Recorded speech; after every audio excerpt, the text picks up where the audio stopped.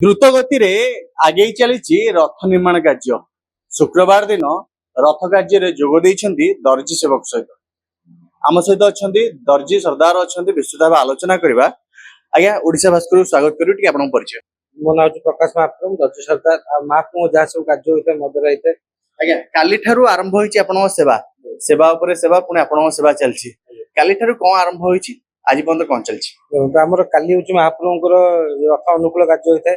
ରଥ ଏଇ ଅନୁକୂଳରେ ଆମର ଧୂପ ଦୀପ ଇଏ କରି ମହାପ୍ରଭୁଙ୍କୁ ସମର୍ପଣ କରି, ହେ ପ୍ରଭୁ ତମ କାର୍ଯ୍ୟ ଆରମ୍ଭ କଲୁ, ତମ କାର୍ଯ୍ୟ ତୁମେ ହିଁ କେମିତି ଶେଷ କରିଥାଉ, ଏହା କହିକି ଆମର ସମୁଦାୟ 1250 ମିଟର କନା ଲାଗିଥାଏ। ଜଗନ୍ନାଥଙ୍କର 425 ମିଟର କନା, ଦେବୀ ସୁଭଦ୍ରାଙ୍କ 400 ମିଟର କନା ଓ ବଳଭଦ୍ରଙ୍କ 425 ମିଟର କନା ଓ ରଥ ଯୋଉ ଘେର ଆଉ ଯୋଉ ଆମର ଯୋଉ ଚାନ୍ଦୁଆ ଅନ୍ୟ ସବୁ କାର୍ଯ୍ୟ ସବୁ ଜିନିଷ ରହିକି ସେଥିପାଇଁ ସମୁଦାୟ 1542 ମିଟର କନା ଲାଗିଥାଏ।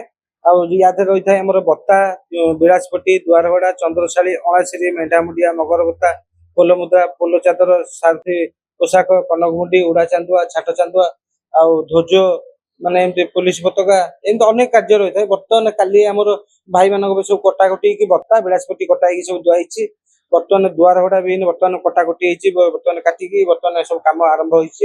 ଏଇ ସବୁ କାର୍ଯ୍ୟ ପାଇଁ ଆମର 17 ଜଣ ଦର୍ଜି ଭାଇ ମାନେ କାର୍ଯ୍ୟ କରୁଛନ୍ତି। ଏଇ ସବୁ କାର୍ଯ୍ୟ କରିବାକୁ ଆମକୁ ଖୋରାକି ମିଳିଥାଏ। ଖୋରାକି ହିସାବରେ ଦିନକୁ 200 ଟଙ୍କା ଲେଖା ହିସାବରେ, ଯେହେତୁ ସରଦାର ହିସାବରେ ମୋର ଦୁଇ ଭାଗ ସବୁଠାରେ ଥାଏ।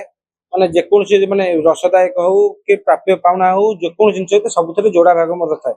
ବର୍ତ୍ତମାନ ଏଇ ସବୁରେ ଆମର ମଧ୍ୟ ପ୍ରଶାସନ ତରଫରୁ ଯାହା ଆମକୁ 400 ଟଙ୍କା ମତେ ମିଳେ, ସେଇଥିରେ ଆମେ ସନ୍ତୁଷ୍ଟ ହେଇକି ମହାପ୍ରଭୁ କାର୍ଯ୍ୟ କରିଥାଉ।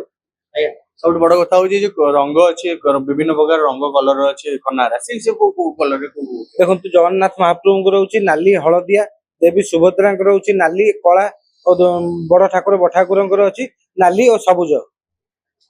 ନିଶ୍ଚିତ ଭାବେ ଆମ ସହିତ କୁନି ଦର୍ଜି ସେବକ ଅଛନ୍ତି, ତାଙ୍କ ସହିତ ଆଲୋଚନା କରିବା, କାହିଁକି ନା ସେ ବାବାଙ୍କ ସହିତ ଆସୁଛନ୍ତି ଏବଂ ବାବାଙ୍କ ସହିତ ଶିଖୁଛନ୍ତି। ଆଚ୍ଛା, ପ୍ରଥମ ତ ତମ ନାଁ କଣ? ମୋ ନାଁ ଆୟୁଷ ମହନ୍ତ। କୋଉ କ୍ଲାସ ରେ ପଢୁଛ? 9th। ଆଚ୍ଛା, ତମେ ବାବା ହେଲା ଦର୍ଜି ସରଦାର, ତମେ ବାବାଙ୍କଠୁ ଶିଖ। ଆମେ ବି ଦେଖିଥିଲୁ ଯେତେବେଳେ ମହାପ୍ରଭୁ ଶୀତ ହଉଥିଲା, ଶୀତ ବସ୍ତ୍ର ସମୟରେ ବି ତମେ ଥିଲ। ଏଠି ଆସି କଣ କଣ ଶିଖୁଛ? ଏଠି ଆସିକି କୋଉଟା କେମିତି କଟା ହଉଛି, ସିଲେଇ ହଉଛି ଦେଖୁଛି। କେତେ ଖୁସି ଲାଗୁଛି ମହାପ୍ରଭୁଙ୍କର ଗୋଟେ ସେବା କହିବାକୁ ଗଲେ। ତମେ ବି, ତମ ବାବା ଅଛନ୍ତି, ତମେ ବି ଆସୁଛ ଶିଖିବା ପାଇଁ, କେତେ ଖୁସି ଲାଗୁଛି। ସ୍କୁଲରେ ଯେମିତି ପାଠ ପଢା ଯାଏ, ଏଠି ବି ସେମିତି ଚାଟଶାଳୀ ଭଳିଆ ତମେ ବି ବାବା ଜେଜେବାପା ସମସ୍ତେ ଶିଖଉଛନ୍ତି ତମକୁ। କେତେ ସମୟ ଏଠି ଆସୁଛ, ବସୁଛ, ଦେଖୁଛ, କାମ ଦେଖୁଛ ବାବାଙ୍କ ସହିତ? ଅନୁକୂଳ ଦିନ ଆସିଥିଲେ ଆଉ ଆଜି ଆସିଛି। ନିଶ୍ଚିତ ଭାବେ ଇଏ ହେଲା କୁନି ଦର୍ଜି ସେବକ, ଯାହାକି ମହାପ୍ରଭୁଙ୍କ ସେବା କରିବା ପାଇଁ ତାଙ୍କ ବାବା ଯେତେବେଳେ ଆସୁଛନ୍ତି, ସିଏ ବି ନିଜେ ଆସୁଛନ୍ତି, ବାବାଙ୍କ ସହିତ ଆସୁଛନ୍ତି, ବସିକି ଦେଖୁଛନ୍ତି। କାହିଁକି ନା କାଳିଆ ଠାକୁରଙ୍କର ବିଭିନ୍ନ ସେବା ଭିତରେ ଇଏ ଦର୍ଜି ସେବା ଅନ୍ୟତମ ସେବା। ଆଉ ତାଙ୍କର ସୁଯୋଗ ପାଇଛନ୍ତି ତାଙ୍କ ବାପା, ଏବଂ ବାପାଙ୍କ ସହିତ ଆସୁଛନ୍ତି ପୁଅ।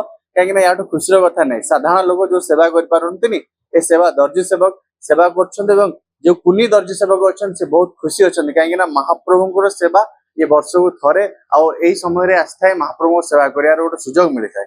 ପୁରୁଷ ସରୋଜ କୁମାର ମଲ୍ଲିକ ରିପୋର୍ଟ, ଓଡ଼ିଶା ଭାସ୍କର।